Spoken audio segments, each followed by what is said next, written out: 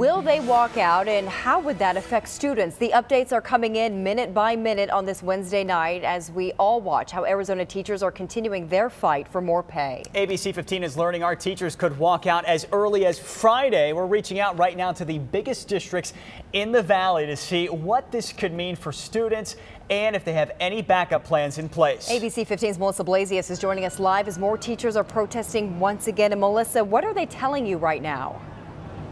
Yeah, as I've been talking to these teachers in the last hour or so, they're telling me that their protest would look much more like a sick out, where they would call in saying they wouldn't come to school that day, giving the school some notice that they wouldn't be there. All of this, they're saying, depends on how the Red for Ed vote on the issue of a walkout turns out Thursday night when it's tallied up. But their leaders are clearly preparing for the possibility of teachers not coming to school, getting permits for rallies up to 5,000 people at the state capitol starting this Friday and continuing for 4 days next week.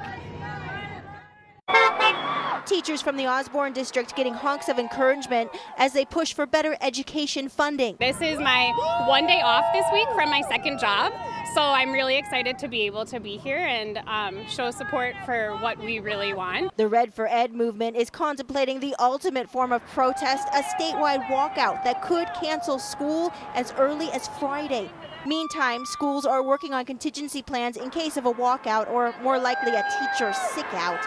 Some Red for Ed leaders working on the side to make sure kids aren't left with nowhere to go. I've been on the phone with the local YMCA for several days now, spending a lot of my personal time outside to work with them to arrange things for kids who possibly can't make it to school or can't be looked after here. Lawmakers say a strike would not change their plan. It is a plan that is very good for everybody across the state, regardless of whether they strike or not. I believe that this is something that's workable. We have to do something that's workable. Business leaders speaking out today, assuring people they can deliver on the governor's rosy economic forecast, getting enough money into the state coffers to pay for the raise. Our focus is going to be to make sure that the economy continues to do very well and that we're taking advantage of every policy out there so that we could meet and exceed these revenue estimates.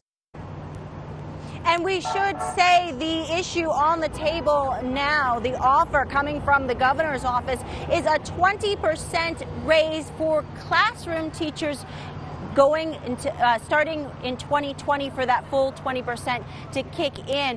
Talking a little bit more about contingency plans for schools, we're hearing from several districts already. Some say that they want to make sure that parents keep their emergency contacts updated just in case. Others saying that they will use all available district employees who would not be engaged in some kind of call out or sick out or walk out to watch the kids at some of the school buildings. Of course, we will continue updating this as we get more information in about what school districts may do in case of some kind of statewide teacher demonstration as early as this Friday. Reporting live in Phoenix, Melissa Blasius, ABC15 Arizona. Yeah, Melissa, a lot of potential impacts here, and that walkout does not come without plenty of risks.